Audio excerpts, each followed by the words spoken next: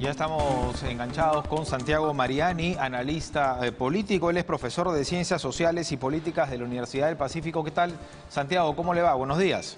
Hola Nicolás, buen día, ¿qué tal? Hace tiempo que no conversábamos. Así es, y bueno, es pertinente a raíz de la presentación del presidente del Consejo de Ministros. Antes de la pausa, seguramente usted también lo pudo ver.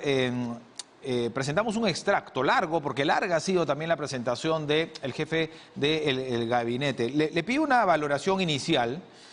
Sin embargo, Ah, en una primera línea, decir que estamos en una situación entrampados, ¿no? Pero parecería que mientras que el Ejecutivo dice, Aníbal Torres, vamos a presentar proyectos de ley para, por el interés nacional, por la estabilidad, para reducir la cuestión de confianza y el alcance de la vacancia, ¿no? Por incapacidad moral, desde el Legislativo parece ser también que la idea es lo contrario, ¿no? Es, nos vamos todos.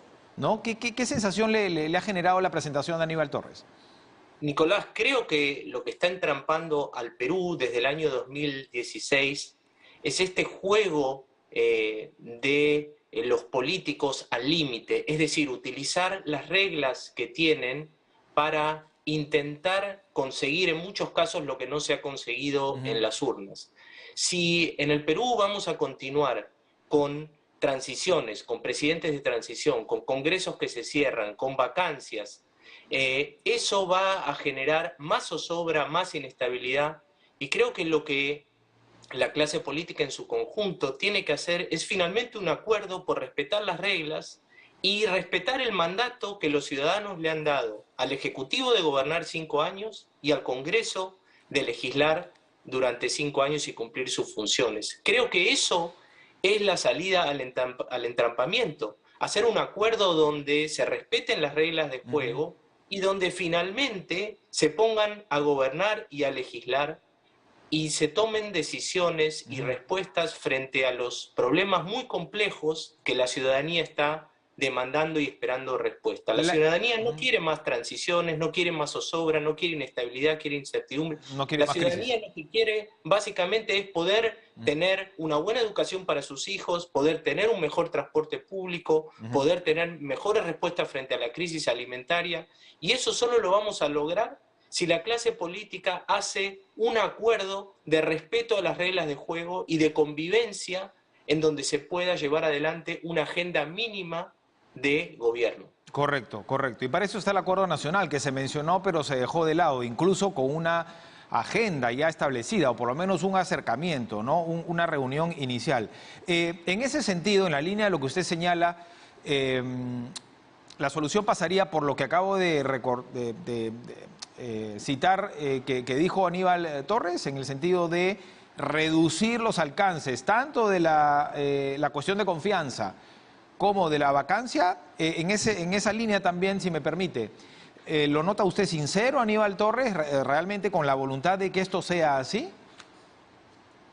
No, es decir, no tendría por qué pensar que no es sincero. Me parece que en el tono que se presentó ayer, como los ministros que también hicieron su Ujú. exposición, creo que hay un espíritu de tratar de llegar a un acuerdo en donde haya reglas mínimas de convivencia. Nicolás, una democracia se consolida no tanto por las reglas formales que puede tener, sino por los pactos implícitos de convivencia que se van dando entre los jugadores, que tienen que irse alternando en el poder, que se tienen que ir respetando. Los procesos que se han de alguna manera descompuesto y que han derivado en procesos autoritarios, aquí en el Perú hemos vivido un proceso autoritario en los años 90, son procesos en donde los jugadores se empiezan a desconocer como actores legítimos. Veamos el caso de Venezuela. A Chávez en el año 2002 la oposición no lo reconoció como el presidente legítimo y le dio un golpe de Estado. Y a su vez Chávez reaccionó con mucha virulencia frente a ese ataque y cuando fue repuesto en el poder se dedicó permanentemente a desconocer a la oposición como un actor legítimo. Y ahí tenemos el resultado. Es decir, no podemos tener en el Perú, no podemos soñar con una democracia que se consolide si los jugadores no se ponen de acuerdo en respetar unas reglas mínimas que haga posible que mientras alguien ha sido elegido para gobernar, le permitan gobernar. Desde el año 2016 venimos en un proceso donde la oposición juega el rol de una oposición desleal. ¿Qué sucedió a partir del año 2016 cuando Keiko Fujimori decidió no reconocer la victoria de Kuczynski, que fue una victoria por un escaso margen, como pasó luego con Castillo? Se dedicó permanentemente, con una mayoría congresal de más de 70 congresistas, a bloquear permanentemente la agenda de gobierno. Eso derivó después en la salida traumática de Kuczynski, la llegada de Martín Vizcarra después disolviendo un Congreso que también jugaba ese juego, después el Congreso vacándolo. Entramos en la transición de Sagasti, vamos a entrar ahora en otra transición.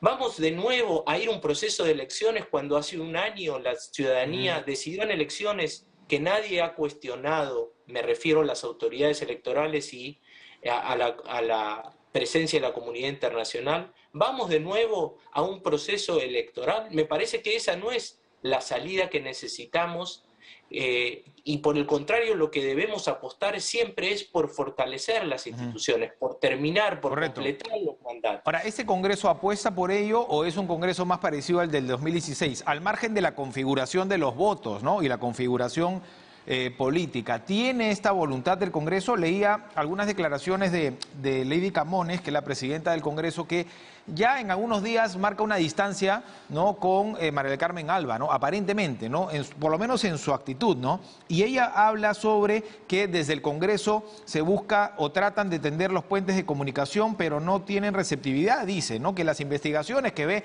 el Ministerio Público, se refiere por supuesto a los casos contra el presidente Castillo, no deben distraer la función real del Ejecutivo y del Legislativo, que es trabajar para cubrir las necesidades de la población. Bueno, bienvenidas sean esas declaraciones y bienvenidos si ahora, a partir de la presidencia de Lady Camones, se abre una etapa de convivencia. Hay sectores en el Parlamento, en el Congreso, que siguen con esta idea de impulsar la vacancia como un lugar. Desde el día 1, ¿no? Incluso pretendiendo bajar el número de votos, ¿no? Incluso antes de que aparecieran las sospechas de corrupción y se hayan puesto en marcha las investigaciones que están en curso. Y no solo desde el día 1, mucho antes venían... con las denuncias de fraude. El mismo Congreso, Nicolás, no nos olvidemos, puso en marcha una comisión que investigó el fraude, es decir, se utilizaron recursos públicos y todavía y no aportaron ninguna evidencia, y esa comisión, que fue, digamos, una comisión fallida en los términos de lo que intentaban hacer de encontrar supuestas evidencias, son gestos políticos que lo que hacen es simplemente crispar y tensar la posibilidad de una convivencia política democrática. En la democracia, los demócratas aceptan los resultados en las urnas, que son los resultados que la ciudadanía expresa. Y eso no puede ser puesto en tela de juicio de manera permanente. Eso no puede llevar a un escenario donde permanentemente hay una amenaza, una espada de Damocles sobre el gobierno para que no pueda gobernar, porque también eso va a predisponer al gobierno a tomar medidas como querer cerrar el Congreso y defenderse. Entonces, aquí lo que hay que hacer es tratar de bajar la espuma. Correcto. Bajar revoluciones, digamos, ¿no? En ese sentido, si me permite, aparecen también, emergen, digamos, la sociedad civil, emerge la Iglesia Católica y también el Estado, pero no desde la representación legislativa o del Ejecutivo, sino, por ejemplo, la Asamblea Nacional de Gobiernos Regionales, ¿no?, que convoca a diversas organizaciones y a sectores de la sociedad civil precisamente a reunirse a fin de buscar una salida de la crisis política que se registra en el país. Ellos ya están de salida, ¿no? Y eso también podría ser preocupante. ¿Quiénes vienen el próximo año en cuanto a las municipales y regionales? Pero al menos hay esta postura, ¿no?, de la Iglesia Católica tratando de tender puentes también. Bueno, hay distintas instancias. El Acuerdo Nacional es una, la Iglesia Católica puede ser otra, y creo que el esfuerzo tiene que estar orientado hacia esta suerte de concertación o de acuerdo en el cual se pueda mínimamente llevar adelante la agenda de gobierno. Tenemos ahora un proceso electoral en marcha como estaba señalando, y quienes van a venir van a ser resultado de lo que los ciudadanos decidan. Y eso es lo que tenemos que respetar. Nos guste o no nos guste el resultado que finalmente suceda, porque con esas personas tenemos que llevar adelante el gobierno. Por eso esta idea de que hagamos elecciones nuevamente, me parece que es una solución que no va a traer el efecto que se busca, porque ¿quiénes van a venir? Bueno, van a regresar y van a venir muchas de las personas que están en los partidos políticos y son las personas con las que tenemos que llegar a acuerdos y gobernar. No tenemos otros políticos u otras políticas que podamos traer trasplantados de otro lugar. Esos son. Entonces, la idea de volver a meternos en un proceso electoral que vuelva a reconfigurar el Congreso, que vuelva a traer al Poder Ejecutivo, a mí me parece que es de nuevo poner el país en una etapa de una transición y una incertidumbre que no va a traer los resultados. Lo que hay que hacer es apostar muy seriamente desde todos los lugares, como lo está haciendo la Iglesia Católica, como lo hacen otras instancias, para poder hacer que este proceso sea viable y que se encuentren las maneras y las formas para construir una gobernabilidad democrática. No hay posibilidad de desarrollarnos, Nicolás, si no tenemos estabilidad política. El desarrollo en el Perú no va a venir por la inversión minera, por la inversión en los agronegocios, la inversión de largo plazo, el desarrollo va a venir a través de instituciones sólidas, instituciones que se consoliden en el tiempo, reglas de juego que sean muy previsibles, y en eso la política es el factor central y preponderante que tenemos que cuidar y fortalecer. Veíamos en imágenes al congresista Nano que hablaba sobre hace 2 días nada más, cuál debería ser la agenda de la Comisión de Constitución. Y él no mencionaba el tema del adelanto de elecciones, ¿no? Aunque desde Acción Popular sí se habla de un proyecto al respecto, ¿no? Ahora, si digamos, como usted ha señalado, la voluntad del Congreso debería ser esa, volver al plano de legislar y evitar tantas mociones de interpelación, bueno, de censura, hablar de la vacancia o adelanto de elecciones. Sin embargo, ¿qué le podemos decir al legislativo? Ayer Aníbal Torres vuelve a mencionar el tema de la Asamblea Constituyente. Bueno, es indudable que el legislativo tiene, y no es este Congreso en particular, tiene desde hace muchos años un problema vinculado a su legitimidad. Cuando a los ciudadanos y ciudadanas se les pregunta por el rol que está cumpliendo el Congreso, el nivel de aprobación es uno de los más bajos entre las instituciones principales que configuran el entramado, digamos, institucional en el Perú. Paréntesis, lo que es grave porque es la representación nacional, ¿no? Exactamente. Entonces yo creo que el Congreso debería tener como primer punto en su agenda cómo recuperar, cómo reconectar y revincularse con la ciudadanía para poder ser esa instancia, ese mecanismo de filtrado de los humores, los intereses, las demandas, los anhelos de la ciudadanía y poder traducir eso en medidas legislativas que hagan que la democracia peruana funcione mejor y no estar, digamos, prestos a ver cómo voltear, digamos, a un gobierno que ha sido recientemente elegido. Por su parte, el gobierno, si tiene la idea y la intención de llevar adelante una asamblea legislativa y una nueva constitución, probablemente tenga que en este momento poner al costado ese proyecto para tratar de llegar a acuerdos en un diálogo y poder gobernar. Pero probablemente esta sea también una acción defensiva del gobierno, decir, a ver, ustedes nos quieren sacar a nosotros, bueno, nosotros vamos a convocar al pueblo a Claro, es como que miden fuerzas, ¿no? Ahora, Aníbal Torres, y con esto vamos terminando, él asegura que no llamó a la violencia, lo ha expresado ayer ante el Pleno, ¿no? Sin embargo, hemos visto en los últimos días la convocatoria a Palacio de Gobierno, por ejemplo, a ronderos, a colectivos sociales, prefectos, subprefectos. ¿Esto de aquí es saludable o va en la línea de estas palabras que Aníbal Torres niega, que dice, no, vengan a Lima, traigan 50 personas, vamos a defendernos de los golpistas? También hay una situación de adjetivar y en una situación tan convulsa, digamos, de crisis, tampoco ayuda mucho, ¿no? Nicolás, el tango, como yo soy argentino, el tango se baila de a dos. Aquí hay responsabilidades compartidas Ujú. en que se vaya crispando la situación política.